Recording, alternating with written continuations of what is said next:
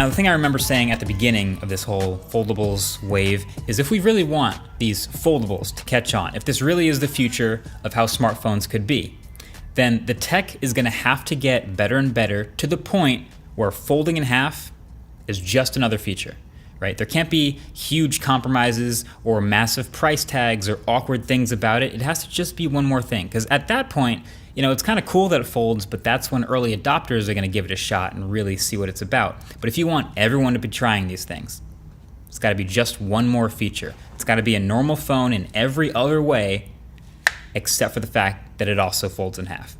That's when it gets interesting. So with this phone, the Z Flip 3, the ambition is still pretty simple. Give us a regular phone for regular use, and then let us fold it shut into a sort of smaller form factor, kind of like a throwback to the flip phones of yesteryear.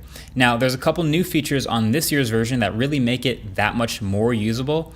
It doesn't change a ton, but there are a few key things that make a big difference. So in my order of importance, it would be the new refreshed design, which is pretty sweet, the much improved build quality, and the bigger, much more usable outside cover screen. So the new design is pretty sweet. It reminds me of the classic Panda Pixel 2, which was one of my favorite phone designs ever, but it also looks and feels more refined too. They squared up those sides, they've shifted, obviously you can see, to a two-tone look, and there's some new colors. This cream color has gotten a lot of love, but there's also a pretty sweet green, and yes, it does come in matte black if you're into that.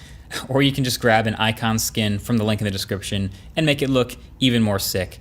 I'm just saying, link below. Now, there's a funny little quirk of using a phone that's this shape, which is when you fold it, it's basically a square. And so you put it in your pocket, and a lot of times you flip it by accident, or maybe it's upside down or whatever. It can be in your pocket in any number of different orientations. And so when you pull it out of your pocket, there's this brief moment where you have to figure out where you're at, figure out what's right side up. And so this dual tone front and also the little tiny indentation for the fingerprint reader power button on the side has been my way of just like quickly finding home and getting into using the phone.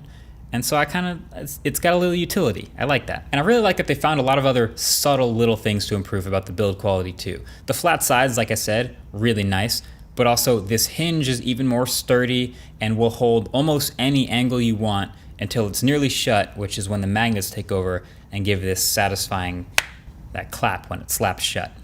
It's a nice hinge, and it also now happens to be IPX8 water resistant, so while you should absolutely still keep it away from sand or dust, it can now survive a splash of water or falling into a puddle and be totally fine, so that's dope. Also underrated, the stereo speakers are much better and fuller, and even if you block that small bottom speaker grill with your finger, the earpiece speaker is also plenty loud too, so no worries. That was well done. I only really have two minor complaints with the build of this phone. One, it gets very fingerprinty. That's, I guess, a little bit unavoidable, or you could just skin it. But two, the volume rocker is like way up top on the side of the phone. Even with big hands, just the way you normally hold a phone, it's pretty unreachable. So it becomes a sort of a two-handed operation to go up there and change the volume. I definitely wish they just put it on the other side of the phone, but instead there's this cutout, which I believe is for the 5G antennas. So I guess I just wish they swapped those. But I guess aside from the hinge, the most important part on a phone like this would be the screen. And so there's really only one ambition of a phone like this, which is to unfold into a normal phone experience. And so this, what you get here, is a pretty big display, unfolded. It's almost S21 Ultra sized, so it's a 6.7 inch, 22 by 9, 1080p, bright OLED display with a hole punch cutout, and it's 120 hertz finally. So this was my biggest ask from the last version. It just doesn't seem right anymore to charge flagship money for a phone with a 60 hertz display. Apple, I guess, can somehow still pull it off because people still buy iPhones all the time, but this feels way better, way more smooth. Love the high refresh rate experience now. But a couple things about this screen. So first of all, the top of the screen protector, it's a 30% harder cover glass on the screen. Great feature, but this top layer of the screen protector is like cut out around the selfie camera, and it's pretty annoying. Like, it kind of looks like one of those cheap pre-installed screen protectors, and it really makes me want to remove it, but Samsung would really like you to not remove it. So that's gotten pretty annoying, although I'll probably eventually get annoyed and take it off. But it's there. But two, the crease. The crease is definitely still here. In fact, it hasn't changed all that much from the last flip. It's right through the middle of the phone where your finger runs over it all the time when you're scrolling through normal things like social media or emails or whatever you're doing. So it's visually there, but it's also physically there since you feel it so much. I feel like it's both annoying, but also like no big deal at the same time. Maybe I'm a person who's used a folding phone before, so I'm a little more used to the crease than a normal person. But it's true, if you just look at the content on the screen, you can definitely ignore it. The keyboard is below it, doesn't touch it, so all that's fine. But on the other hand, it's definitely still noticeable. Even if you're just a little bit off axis, it catches your eye sometimes. You know, if you're reading text, it'll kind of droop it in the middle a little bit. So I'll like scroll a bit extra to get the text away from the middle. It's weird. I hope they keep working on this, because if they could get it to feel even more flat, like a normal glass screen someday, that would be way better. But yeah, I think that should be the next big improvement, minimizing this crease and also trimming down the edges around the display, because it's still a bit off on a $1,000 phone to have to do that gesture from the side, but have your finger hit a piece of plastic. But Flip 3 is all about that outside cover screen. So Flip 2, as you can tell by my shirt, shop.mkbhd.com, had a very, very, very small outside cover screen. It basically would just show you the time and if you had a notification, right?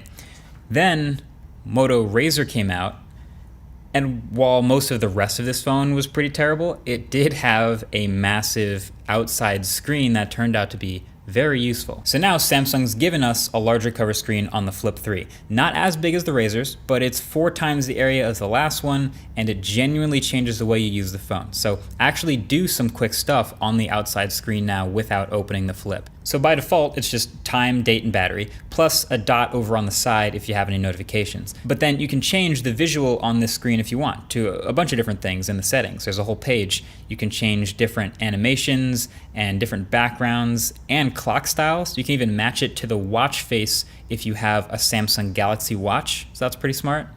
But from there, you can do a bunch of stuff. So you can swipe over to your different widgets in whatever order you want: music, weather, a timer if you want one. Some people might want their calendar here.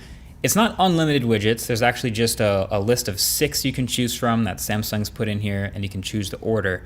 But even just these 6 are pretty useful. So if I'm playing a podcast or music, which I do all the time, the music icon shows up, and then I can tap that to skip right to the music controls widget, and then play or pause or fast forward or whatever from here. Also, fun fact, when the phone is closed like this, the volume buttons on the outside reverse function. So this up direction increases volume and down decreases, but then it flips back when you open up the phone. Again, very smart. You know what would have been smarter though? Google Assistant on the outside screen. Just like firing it up, asking it a question. That's not a thing available here. It does use Bixby voice to answer text messages, which is whatever. It's fine. But then also, even taking pictures on the outside screen is way better. You could do it before, but it was a tiny screen, you didn't want to. This one, I actually would. So it's a decent sized viewfinder, and it's the primary camera, so they're kind of nice. And you can swipe up or down to change lenses, and swipe left or right to switch from photo or video mode. One thing to note though is selfies from the main camera with the cover screen will be a 1:1 square aspect ratio, and there's no way to change that, just a heads up. Aside from that though, you do get decent selfie image quality from the primary cameras, which aren't quite flagship level, but they're pretty good. Same as last year, the primary and the ultra wide. And that kind of checks out across the rest of the features of this phone. Like, I love that the cameras are basically flush with this phone, but aside from that, on a $1,000 phone, they're fine, nothing special. The battery life, again, you know, this is a 3,300 milliamp hour battery split between the top and the bottom, and it's powering a huge 120 hertz display. So it did better than expected, but when it taps out after 4 hours of screen on time, that's just fine, nothing special. Call quality, again, fine. Heat dispersion only really warms up when wireless charging on the rare wireless charger that actually fits a phone this size. But again, it's fine. And on a phone like this, it might sound like I'm like disappointed. I'm saying, oh, it's fine. It's fine. But really, that's kind of an accomplishment. On a phone that screen folds in half, like that's kind of amazing. We are looking to eventually get down to the point where there's no major compromises or major shortcomings, and it delivers on the one promise of being able to fold your phone down into something that's theoretically a bit more pocketable for people with smaller pockets or for ladies with purses and things like that. And it does it. So it's not super flashy or head turning. It's not even as ambitious as the Fold 3, which is trying to give you a normal smartphone and a tablet in your pocket, which is a lot. But the fact that it gives you a normal smartphone experience and folds in half is very close to what I said at the beginning and what I've been saying since the beginning of this whole foldables thing, which will get them to catch on. This is a folding phone I can actually start recommending to people, and the fact that we got this far is crucial for them to move forward. But speaking of crucial, shout out to Crucial for sponsoring this video. It's perfect. Okay, so Crucial, a brand of Micron, has been really good and really experienced with SSDs. Now, when I say SSD, you might be picturing like one of these guys that just goes into your computer. But Crucial is one of the biggest memory manufacturers in the world. So they've brought their expertise to making external solid-state drives. And these guys are super useful. So a single external SSD like this is going to give you incredible performance, reliable quality, and durability with zero moving parts. And they're compatible with not just Windows and Mac OS, but Chrome OS, the Xbox, the PS5, Android, and the iPad Pro. You know, the one iOS device that actually has a USB-C port. It's a pretty ideal universal solution to so many things. I've talked a lot about devices in the past that have lower base storage just to get away with having a lower base price. And so, you know, cloud storage has been a popular solution to this problem. But when you think about that economically, you want it to save money by going into lesser storage, but then you spend money every single month to sort of rent that space in the cloud, which seems crazy when you can just have 4 terabytes in your pocket like this. So we use these in the studio here all the time for transferring video files and assets between computers. But for you, I mean, it's whatever you want. The Tiny X6 offers up to 4 terabytes of storage at 800 megabytes per second read-write. Or if you're like me and you just need the speed, you can get the Crucial X8, and that'll do 1,050 megabytes per second for up to 2 terabytes of storage. So future-proof yourself. Grab a Crucial SSD. I'll have the link below if you want to check out the X6 or the X8. And of course, I have the X8 if you care. That's the one I carry with me all the time in my backpack. But that's pretty much it. Thanks for watching. I'll catch you guys in the next one. Peace.